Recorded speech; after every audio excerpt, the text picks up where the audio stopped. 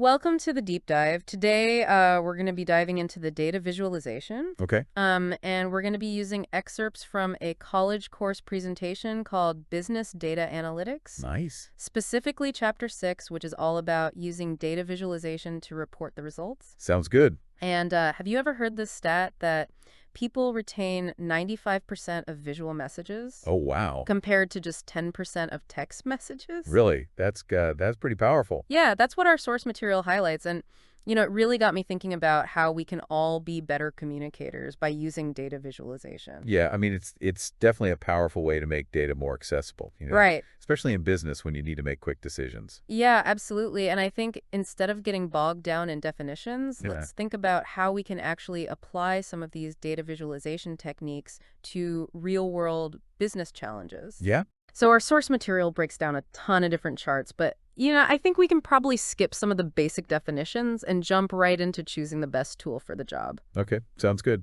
So I'm curious, when you are deciding how to visually represent data, what are some of the key questions you ask yourself? I think before I even think about specific charts, I always start with what business question am I trying to answer? Okay, Like the chart needs to tell a story. right. You need to know what narrative you're building with this. Yeah, it's like choosing the right tool from a toolbox. Exactly. You wouldn't use a hammer to tighten a screw. Yeah. But with so many different charts out there, it can be overwhelming. Right. So our source material actually talks about this thing called the PO chart The post chart. Okay. as a way to remember the options for categorical data. Okay. So it's pie charts, bar charts, tree maps, symbol maps, and heat maps. Got it. Have you found that to be helpful at all? Um, I think it's a good starting point, Okay. but I think the key is understanding the strengths and weaknesses of each type. Okay. Like, for example, pie charts can be very misleading if you have too many categories because it's hard to really accurately compare the slices. Right. So in those cases, a bar chart is much clearer. Oh, that makes a lot of sense. Yeah, So it's about clarity, right? Making sure the visual actually accurately represents the data and isn't distorting the message. for sure. Okay, so let's say you're analyzing sales data for a company that has multiple product lines. Okay. What kind of chart would you use to quickly identify the top performers and maybe spot any underperforming areas? In that case, a tree map could be very effective. Okay. Because it would allow you to see the relative proportions of each product line's contribution to the overall sales. At a glance. Yeah, at a glance. And then the largest rectangles would immediately draw your attention to the top performers, Right. and the smaller ones might highlight areas that need further investigation. That's a great example of going beyond just reporting numbers and actually uncovering insights that can drive action. Yeah. Have you ever had like a aha moment where a visualization revealed something that you hadn't noticed before? Oh, absolutely. Yeah. Okay. I was once working with a marketing team that was really struggling to understand why a particular campaign wasn't performing as well as expected. Hmm. And we plotted the data on a scatter plot, comparing the website traffic to the conversion rates. Okay. And we immediately saw this cluster of data points that were outliers. Interesting. And it turned out that there was a technical glitch that was preventing a certain segment of users from actually completing the purchase process. Wow. And we would have never noticed that without the visualization. That's wild. It's like it really helps you connect the dots and see those patterns and relationships that might be hidden in the raw data. Exactly. It's like seeing the bigger picture. Yeah, totally. And that's especially true with numerical data. Yeah. When we have tools like histograms and box and whisker plots Yeah. to really help us visualize the distribution and identify those outliers. Yeah. Those are incredibly helpful for understanding the spread and central tendency of the data. Right. And speaking of numerical data, our source material mentions line charts as kind of the go-to for showing which trends over time. Yeah. I feel like those are pretty intuitive, but have you encountered any situations where a line chart might not be the best choice? Definitely. Okay. While line charts are great for visualizing continuous data, Right. they can be misleading if you're dealing with discrete data points Mm, or if there are significant gaps in the data. okay. In those cases, you might want to consider a bar chart or even a combination of charts. To accurately represent it? Yeah, Right. And that's a good point, that there's no one-size-fits-all solution. exactly. When it comes to data visualization, it's about understanding the nuances of your data and choosing the best representation to tell the story that you want to convey. Absolutely. So tell me about dashboards, Okay. because dashboards seem to be the ultimate data storytelling tool. Yeah, they are pretty great. Yeah, so let's dive into those in the next part of our deep dive. Okay. But for now, let's wrap up this part by just thinking about how can we use data visualization to not just analyze the data, but to actually drive better business decisions. That's a great question. What are some examples where you've seen visualizations lead to tangible results? I have some good examples, I think. Okay, great. Let's talk about it. So we were talking about using like specific charts to highlight key insights, Right. but now I think we can zoom out and look at dashboards. Yes, it's like going from individual snapshots to like a panoramic view of the entire landscape. Yeah. Dashboards are so powerful because they combine multiple visualizations Yeah, and they give us this comprehensive understanding of the data at a glance. absolutely. I remember I was attending a conference and one of the marketing executives was showcasing their company's new interactive dashboard, and they were so excited about how it had transformed their decision-making process. Have you seen that kind of impact in your work as well? Oh, Oh, definitely. okay. I worked with a retail company that was struggling to manage inventory levels across their multiple store locations. Okay. They had data coming in from all these different sources, but it was siloed Yeah. and difficult to analyze. So we helped them create a dashboard that pulled all of that data together Okay. and visualized key metrics like sales trends, stock levels, and even customer demographics by region. Wow. So they could actually see, like, in real time what was happening? Exactly. That's incredible. And it allowed them to spot patterns they hadn't noticed before, Like what?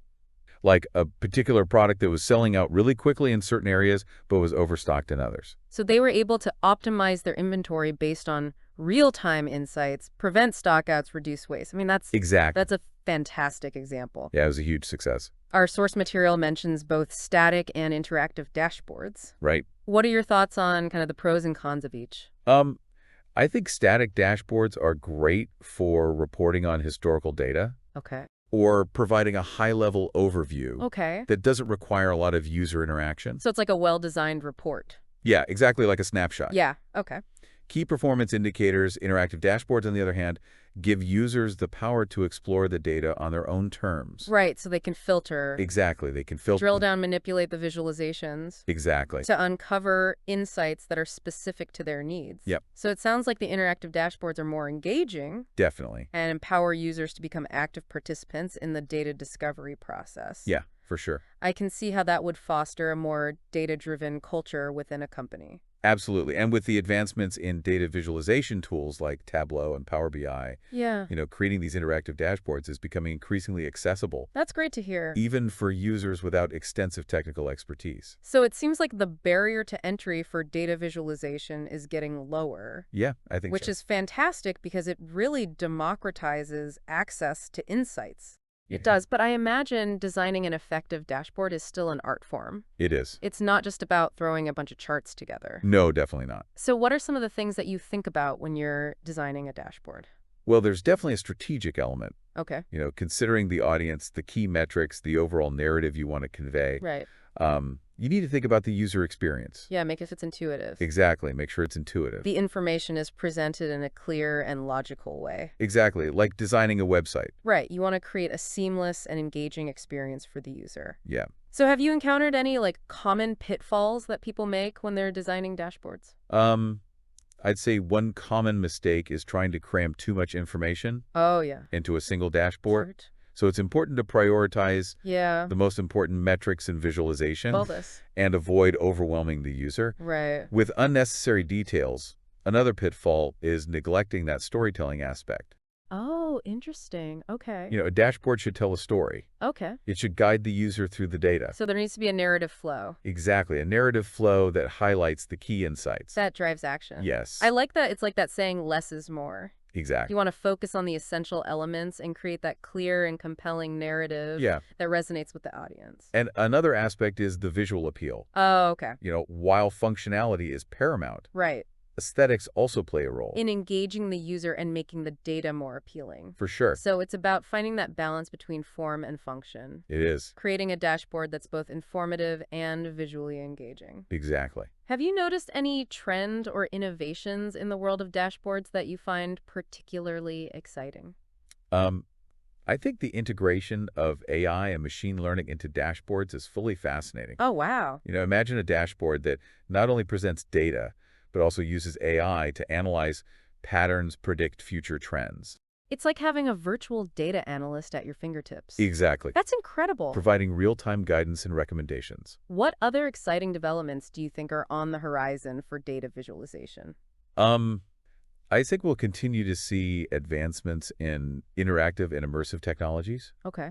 Imagine dashboards that utilize augmented reality or virtual reality That's mind-blowing. to present data in a truly three-dimensional and engaging way. I can't even imagine. Yeah, it's pretty cool to think about. But let's remember that effective data communication goes beyond just the visualizations, right? Absolutely. We also need to consider the power of words to explain and contextualize those visualizations. For sure, that's a perfect segue into our next topic. Yeah. Communicating data with words. Let's explore that. We've explored how to select the right visuals and create those compelling dashboards. Right. But now let's talk about adding that final layer of polish, Okay. communicating those data insights with words. Yeah, visuals can be incredibly powerful, but Yeah.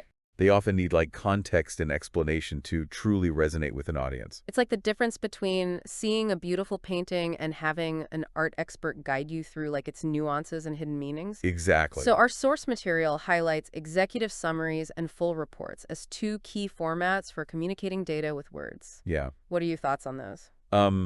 Both serve important purposes. Okay. Executive summaries are like the elevator pitch for your data story. Okay. They need to be concise, attention-grabbing. Get to the point. Exactly, highlighting those most important findings and recommendations. For those busy decision makers Exactly. who don't have time to read a 50-page report. Right. So let's say you're presenting the results of a complex market analysis to a group of senior executives. Okay. What are some key elements that you would include in your executive summary to make sure it hits the mark?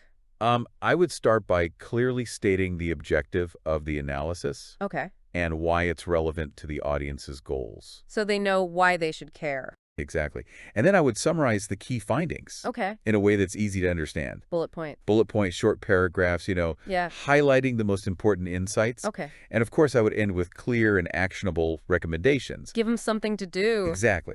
Outlining the steps they can take based on the data. So it's about distilling the essence of the analysis Yes. into a clear and compelling narrative that resonates with their priorities. Absolutely. Storytelling plays a crucial role here. It does. Even with data, you need to create a narrative arc Yeah. that engages the audience and makes them care about the insights. How do you do that with data? Well, you can think about using analogies, metaphors, or real-world examples To make it more relatable? to make it more relatable and memorable. Yeah, our source material also emphasizes the importance of accuracy and unbiased data presentation. Right. It's about ensuring that the information is trustworthy and reliable. It is. You want to avoid any misrepresentation or manipulation of the data Right. that could lead to faulty conclusions. Because ultimately, it's about maintaining your credibility and building that trust with your audience. For sure. And let's not forget about the visuals. Right. They play a crucial role in supporting the narrative and enhancing understanding even within a written report. Yeah. What are some tips for effectively integrating visuals into data storytelling? I think make sure the visuals are relevant and they support the key points you're making. Okay. Choose the right chart type for the data and the message you want to convey. Right, we talked about that. Right, we did. And use clear labels and annotations To guide the reader. and don't be afraid to use white space Yeah. to give the visuals room to breathe. So it's about creating that harmonious blend of words and visuals where each element complements the other to create a compelling and informative story. Yeah, it's like a well-choreographed dance. Right, where each element flows smoothly into the next. Exactly. And just like with any good story, the ending is crucial. How do you wrap up a data presentation or report in a way that leaves a lasting impact? I like to end with a call to action, Okay. encouraging the audience to apply the insights they've gained. So give them something to do? Give them something to do. No, it could be a specific recommendation, a question that prompts further exploration, Okay. or a challenge that inspires them to think differently about the data. To take ownership of the insights. Exactly, and use them to drive positive change. It's been an incredible deep dive into the world of data visualization. It has. We've explored how to select the right visuals, create compelling dashboards, Yep. and craft those impactful narratives. We did it all. What key takeaway would you leave our listeners with today? I would say data visualization is more than just creating charts and graphs. Okay, It's about using data to tell compelling stories I love that. that inform, engage, and inspire action. That's a great takeaway. Remember to start with a clear business question. Okay, Choose the right tools for the job. we talked about that. We did, and never underestimate the power of words to bring your data to life. We hope this deep dive has given you the knowledge and inspiration to unlock the potential of data visualization in your own work. I hope so. We'd love to hear from you. Yes, reach out. What data stories are you excited to tell? Let us know. Reach out and share your insights. Until next time, happy visualizing. Happy visualizing.